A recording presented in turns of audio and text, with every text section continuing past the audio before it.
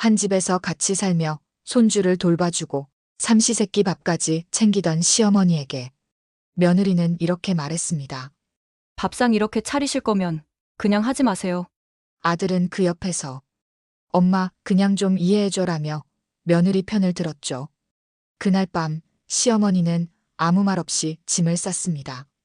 오늘 소개해드릴 사연은 온갖 무시를 견디던 시어머니가 결국 조용히 그리고 통쾌하게 복수한 이야기입니다. 시작부터 끝까지 들으시면 왜 많은 분들이 이 사연에 속이 뻥 뚫렸다고 말하는지 직접 느끼실 수 있을 겁니다. 저는 올해 71 된 평범한 시어머니입니다. 남편은 몇 년 전에 먼저 세상 떠났고 그 뒤론 혼자 조용히 살고 있었어요. 시댁에서 결혼할 때 해준 집이 하나 있었고 거기서 평생 살다시피 했죠. 정원엔 제가 손수 가꾼 국화랑 동백이 피고 마당엔 오래된 평상이 하나 있었어요. 그 평상에 앉아 차 마시고 친구들이랑 도란도란 이야기 나누는 게 제 하루의 낙이었습니다. 그렇게 조용하고 감사한 삶을 살고 있었는데 몇 해 전 어느 날 아들이 전화를 해서 엄마 잠깐 같이 좀 살아야 될 것 같아요. 이러더라고요. 이사 문제로 잠깐만 얹혀 살겠다는 거였죠. 며느리가 둘째를 임신한 상태라 몸도 불편하고 집도 급히 나가야 한다고 했어요. 그래서 저는 그때 애들도 있고 사정이 딱하니 도와야지 하는 마음으로 흔쾌히 허락했습니다. 며칠 뒤에 이삿짐이 들어왔고 아들 내외는 아이 하나 데리고 들어왔어요.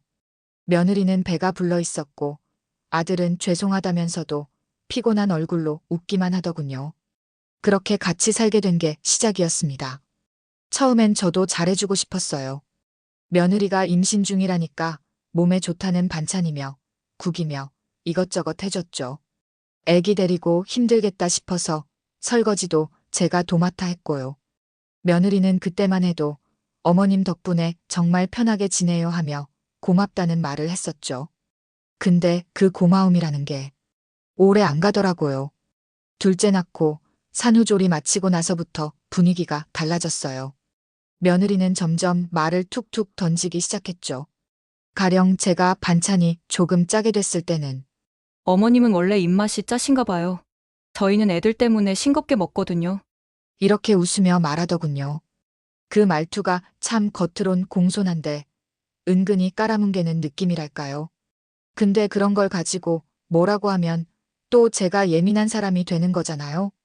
무엇보다 마음에 걸렸던 건 어느 순간부터 아들 내외가 그 집을 자기네 집처럼 여기기 시작했다는 겁니다. 거실에 애들 장난감이 널브러져 있는 건 그렇다 쳐도 제가 친구들 부르겠다고 하면 며느리가 대놓고 불편한 내색을 했어요. 어머님, 요즘 저희 좀 피곤해서요. 집에서 조용히 쉬고 싶은데 손님은 좀. 그 말 듣고 순간 숨이 턱 막혔어요. 그 집은 제 집이에요. 평생 제가 청소하고 고치고 갖고 온 집이에요. 그런데 며느리 입에서 저희가 쉬는 집이라는 말이 나오니까 이게 뭔가 싶더라고요. 그날 이후로 친구들도 못 부르고 말없이 혼자 평상에 앉아 있는 날이 많아졌어요. 예전엔 아이고, 언니, 집 너무 좋다 하며 웃던 친구들이 요즘엔 괜히 눈치 보게 된다면서 아예 발길을 끊었습니다. 그럴 때마다 제 존재가 이 집에서 뭔가 점점 작아지는 기분이 들었어요. 그래도 참았어요. 며느리도 힘들 테고 애들도 아직 어리니까. 사정 있어서 들어온 거니까 나중에 집 사면 나가겠지. 그렇게 생각했죠. 근데 그게 1년, 2년, 벌써 3년째예요. 이젠 아예 나갈 생각도 안 하는 눈치입니다. 며느리는 가끔 친구들이랑 모임 있다고 나가는데 제가 애들 봐주는 것도 당연하다는 식이고요. 집안일이며 삼시세끼 전부 제 일이 되어버렸습니다.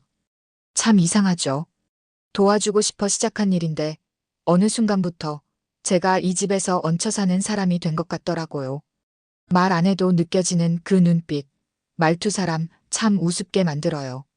그렇게 같이 살기 시작한 지 1년이 지나면서 며느리 태도는 노골적으로 바뀌기 시작했습니다. 처음엔 어머님 덕에 애 키우는 게 수월해요라고 고개 숙이던 사람이 이젠 제가 뭘 해줘도 당연하다는 얼굴이에요. 둘째 낳고 복직하면서부터는 애들 맡기는 건 완전히 제 몫이 됐습니다. 아침 8시면 둘 데리고 출근하고 저녁 7시 넘어서야 퇴근해요. 그 사이 밥 먹이고 씻기고 낮잠 재우고 싸운 거 떼놓고 하루가 어떻게 가는지도 모르게 애들 보느라 정신이 없어요. 그걸 뭐 대단한 일이라고 생각도 안 하는 눈치더군요. 며느리는 가끔 이런 말까지 했습니다. 어머님이 애들 봐주셔서 정말 다행이에요. 어린이집은 대기도 안 되고 요즘 베이비시터 믿을 수가 없어서요. 이런 말 고맙다고 할 수도 있지만 저한테는 어머님 말고는 대안이 없어요. 그냥 계속 봐주세요로 들렸습니다. 그러면서도 참 서운한 건 제 생일에는 케이크 하나 없어요. 며느리 생일 땐 온 가족이 외식에 케이크에 아들까지 손편지 쓰고 난리가 났거든요. 제 생일 땐 저녁상 차리면서 아, 오늘이 어머님 생신이셨죠? 제가 깜빡했네요. 내일 뭐라도 해드릴게요. 그 말만 툭 던지고 말더군요. 다음 날이요? 당연히 아무 일도 없었습니다. 며느리는 뭐든 자기 친정 기준으로 생각하는 사람이에요. 친정 엄마가 오면 그렇게 상다리가 부러지게 차려주더라고요. 제가 그걸 뭐라 한 적도 없고 그래라 했습니다. 근데 문제는 저하고 있을 땐 달라요. 어머님은 된장찌개 좋아하시죠? 저희는 깔끔한 국 먹어서요. 애들 입맛 생각해서 맑은 걸로 부탁드릴게요. 이런 식이에요. 된장찌개 하나 끓여달라는 것도 부탁이 아니라 조건처럼 말하더라고요. 제가 입맛대로 뭘 해먹은 날엔 괜히 접시 옮기며 한숨 쉬고요. 아들한테도 몇 번 말해봤어요. 재민아, 엄마가 너네 도와주는 거지. 같이 살기로 한 건 아니잖니? 그러면 아들은 늘 같은 말만 합니다. 알지, 엄마. 근데 지금 이사 가기엔 집값도 너무 올랐고, 아이들 어린이집도 여기 다니고, 조금만 더, 진짜 조금만 참아줘. 그 조금만이 지금 3년째입니다. 어느 날은 친구 한 명이 점심때 집에 잠깐 들렀어요. 그래서 같이 라면 끓여 먹고 차 한 잔 마시는데 마침 며느리가 반차 내고 일찍 왔던 날이었죠. 현관문 열리는 소리에 제가 반갑게 인사했더니 며느리 표정이 굳더니 친구한테 인사도 안 하고 방으로 들어가 버리더라고요.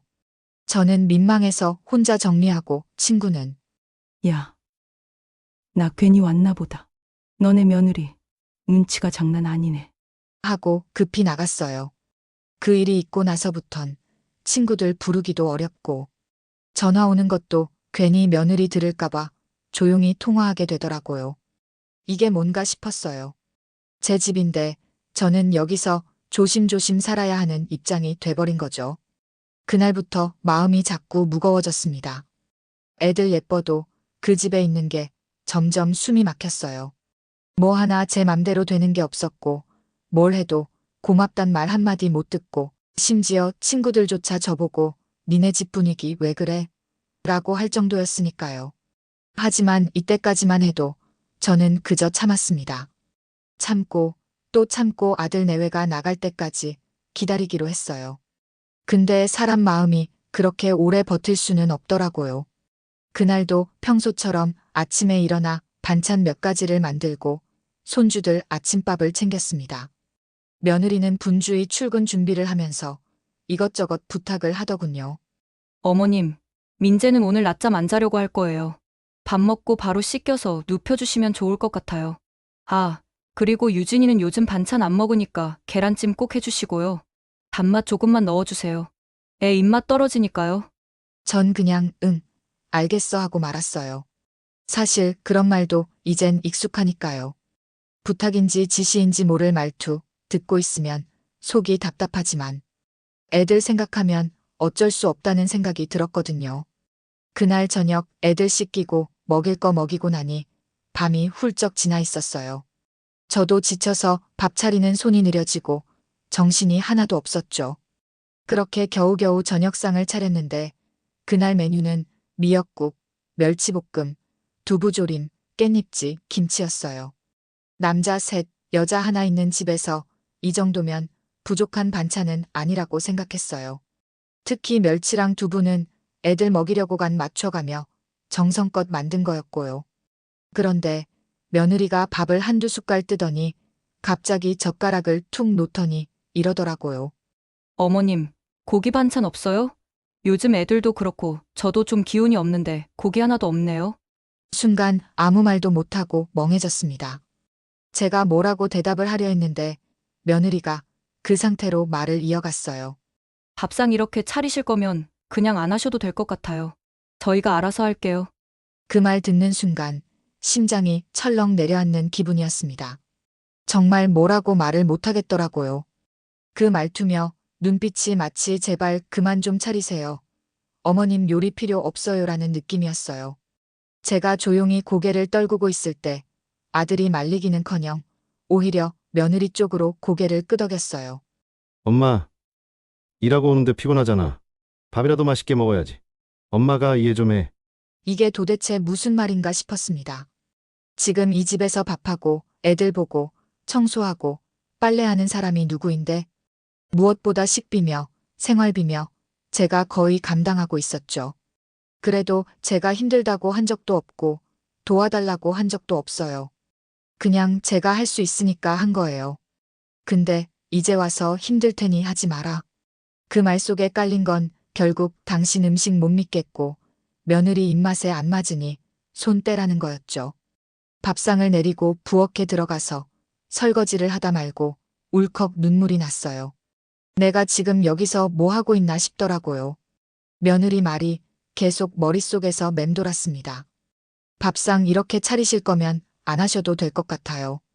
그 말 한마디가 그동안 제가 꾹꾹 눌러왔던 모든 감정을 한순간에 터뜨린 셈이었습니다. 친구들도 멀어졌죠. 자식한테 눈치 보이죠. 며느리한테는 은근히 무시당하죠. 심지어 밥상 하나로도 이런 말 들어야 하는 내가 참 처량하더라고요. 그날 밤 저는 거실로 나가 마당 평상에 앉았습니다.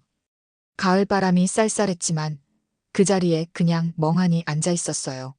하늘을 보는데 눈물이 계속 나더라고요. 이 집에서의 내 자리는 이제 없구나. 그런 생각이 들었어요. 그런데요. 그 순간 희한하게도 마음이 아주 차분해졌습니다. 슬프거나 억울하다기보단 그냥 딱 정리가 되는 느낌이었어요. 이제는 나도 내 삶을 좀 챙겨야겠다는 생각. 더 이상 미련 두지 말고 깨끗이 내려놔야겠다는 생각이요. 그날 밤 저는 처음으로 결심을 했습니다. 이대로는 안 되겠다고. 무슨 수를 써서라도 이 상황에서 벗어나야겠다고. 그날 밤 결심한 저는 바로 방으로 들어가 캐리어를 꺼냈습니다. 서랍 깊숙이 넣어놨던 작은 여행용 캐리어 하나. 예전에 남편이 살아있을 때 둘이 부산 바닷가 놀러 갈 때 들고 갔던 그 가방이었죠. 그걸 꺼내는데 괜히 가슴이 먹먹하더라고요. 그때만 해도 저는 어딜 가도 돌아올 집이 있다는 게 당연했는데 이젠 여길 내가 떠나야 하는구나 싶었어요. 옷 몇 벌만 챙기고 세면도구랑 약통, 그리고 남편 사진 한 장. 딱 그것만 넣었습니다. 뭐 더 챙길 것도 없더라고요. 가져가고 싶은 마음도 없고 두고 가는 것도 아깝지 않았어요. 그냥 빨리 이 집을 벗어나고 싶다는 생각뿐이었죠. 그렇게 짐을 싼 저는 아이들 방 한번 슬쩍 들여다보고 손자들 자는 얼굴 보고 혼자 중얼거렸습니다. 우리 유진이 민재 잘 커야 해. 할미는 이제 너희한테 밥 차려줄 일 없을 것 같다.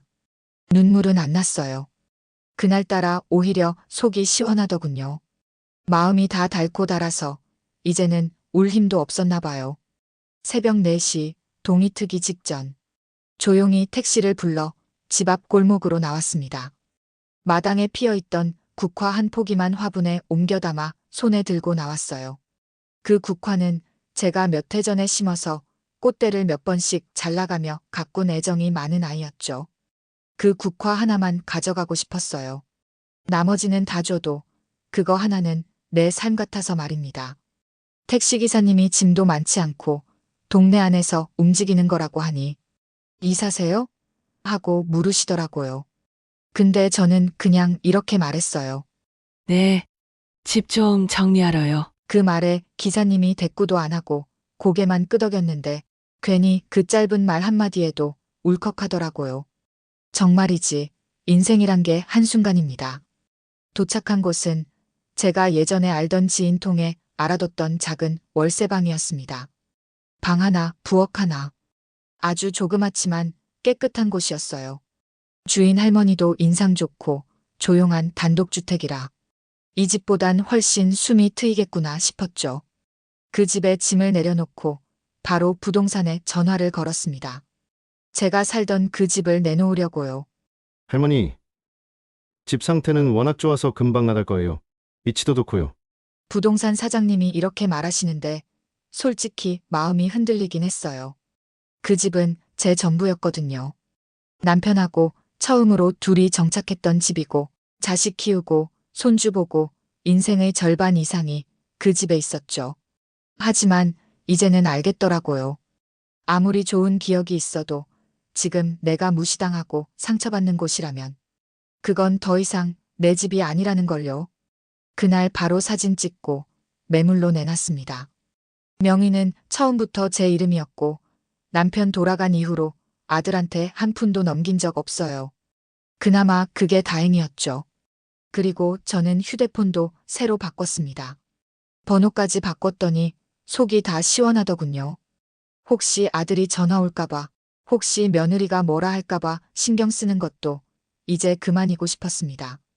그날 밤 새 방에 누워 천장을 보는데 비로소 숨을 쉴 수 있겠다는 생각이 들었어요. 누구 눈치도 안 보고 밥도 내가 먹고 싶은 거 해먹고 일어나고 싶을 때 일어나고 자고 싶을 때 자고 이게 내가 원했던 진짜 평화였구나 싶더라고요. 제가 집을 나와 조용한 월세방으로 옮긴 지 며칠이 지나고 부동산에 집을 내놓은 지 일주일도 안 돼서 연락이 왔습니다. 할머니, 이 집 금방 나갈 것 같아요. 보러 온 사람들 반응이 좋아요. 그 얘기를 듣는 순간 마음 한켠이 좀 먹먹해졌습니다. 그래도 이 집은 제 인생이 담긴 곳이었거든요. 남편이 살아있을 때 정원 꾸며주고 마당 한쪽에 평상 만들어 앉아있던 기억도 생생한데 이젠 그 모든 걸 내려놔야 한다니 조금은 씁쓸했죠. 하지만 감정은 감정이고 결심은 그대로였습니다. 며칠 후 바로 집을 보러 온 부부가 있었고 그 자리에서 매매 계약이 성사됐습니다. 조건은 3개월 후 잔금 지급 및 입주. 바로 계약서 작성까지 끝냈습니다. 그리고 그날 밤 저는 아들한테 전화를 걸었습니다. 어떤 반응을 보일지 뻔히 알면서도 이건 정식으로 알려줘야 할 문제라 생각했거든요. 전화를 받은 아들이 처음엔 모르는 번호라 누군가 하며 받더라고요. 제가 말을 하자 아들은 저임을 바로 알아차렸어요. 엄마, 어디야? 요즘 왜 연락 안 돼? 집에 언제 와? 저는 다른 말할 필요도 없다고 생각했고 잠시 숨을 고르고 말했습니다. 집 팔았다. 계약도 끝냈고 3개월 안에 니네 짐 다 정리해서 나가야 한다. 뭐? 갑자기 무슨 말이야? 오늘 계약서 작성했다. 새로 들어올 분들이 3개월 후에 이사 온대. 잔금도 그때 들어온다. 잠시 침묵이 흘렀습니다. 아들이 믿기지 않는다는 목소리로 말하더군요. 아니, 엄마, 갑자기 무슨 집을 팔았다고? 응, 그 집은 4명이었고 내가 필요 없다고 느꼈으니까 판 거야. 계약 조건은 분명히 말했어. 3개월 안에 집 비워주기로. 엄마, 이게 무슨 말이야? 우리 어떻게 하라고? 그건 이내가 알아서 해야지. 나더러 어떻게 하라고 한 적 없잖아. 밥상도 내 마음대로 못 차리는 집에서 더는 못 살겠다. 지금 당장도 아니고 시간은 줬잖아. 3개월이면 충분해. 그 말을 듣는 아들의 숨소리가 점점 거칠어졌습니다. 뭔가 말을 하려다 말고 결국 이러더군요. 지혜가 알면 난리 날 텐데. 저는 단호하게 말했습니다. 그 집에서 날 그렇게 대했던 사람이 누군데? 내가 무릎 꿇고 부탁하고 나왔을까 싶니? 아무튼 3개월 안에 집 비워. 며느리하고 말하고 말고 할 여지도 없으니까. 통화를 끊고 나서 저는 부동산 계약서, 복사본과 함께 손편지 한 장 써서 그 집 주소로 보냈습니다. 그동안은 아무 말 없이 참고 참았지만 이제는 내 몫의 마지막 정리라 생각했거든요. 며칠 후 며느리에게서 문자가 왔습니다. 어머님, 갑자기 집 팔아버리시면 저희는 어디서 살라는 거예요? 그 문자를 읽는데 속이 또 뒤집히더군요. 그동안 나를 어떻게 대했는지는 싹 잊고 오직 자기들 불편해졌다는 얘기만 하고 있으니 그래도 저는 아주 짧게 답장 보냈습니다. 밥상 못 차린다고 내쫓은 사람들한테 집은 왜 그대로 줄 거라 생각했니? 그 이후로 답장은 없었습니다. 그날 이후로 아들이나 며느리한테서 더는 아무 연락도 오지 않았습니다. 손주 얼굴이 눈에 밟히긴 했어요. 유진이, 민재 내가 밥 먹이고 씻기고 안아서 재웠던 아이들. 하지만 그 애들 엄마 아빠가 날 대했던 걸 생각하면 마음 약해지는 내가 더 미웠습니다. 한 달쯤 지났을 무렵 부동산에서 전화가 왔어요. 할머니, 새 주인분들이 중도금도 다 치렀어요. 남은 건 잔금일 뿐입니다. 그 말 듣고 나니 이제 정말 끝이구나 싶더군요. 그날 밤 저는 새로 이사온 이 작은 집 마당에 앉아서 혼자 국화 화분에 물을 줬습니다. 그 국화는 그 집 마당에서 가져온 유일한 물건이에요. 매일같이 며느리 밥상 차리며 나가서 쭈그리고 앉아 다듬던 그 꽃. 이젠 내 손에서 물을 먹고 조용히 피어 있는 걸 보니까 괜히 저도 피어난 것 같은 기분이 들었어요. 이 동네는 조용하고 옆집 사람들도 인사성 밝고 참 괜찮아요. 주인 할머니는 김치 담글 때 나눠주시고 가끔 시장 다녀오면서 귤 한 봉지 문고리에 걸어두고 가시기도 해요.